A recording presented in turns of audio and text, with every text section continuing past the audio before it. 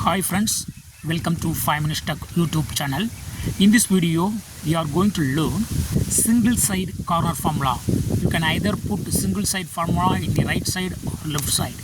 If you are putting it on the right side, what you have to do? You have to bring right side column down once.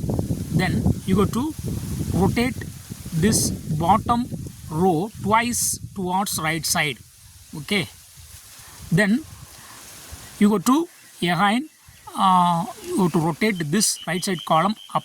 Okay, before you have brought it to down, then you have to rotate it up once, then rotate once bottom towards right side, then rotate this right side column down, then rotate it once towards right side. Okay, then rotate this in the up.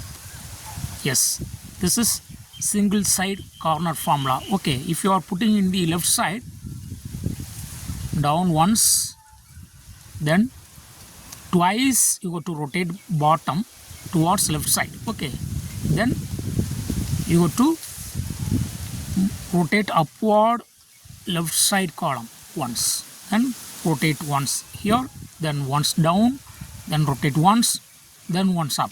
That's all.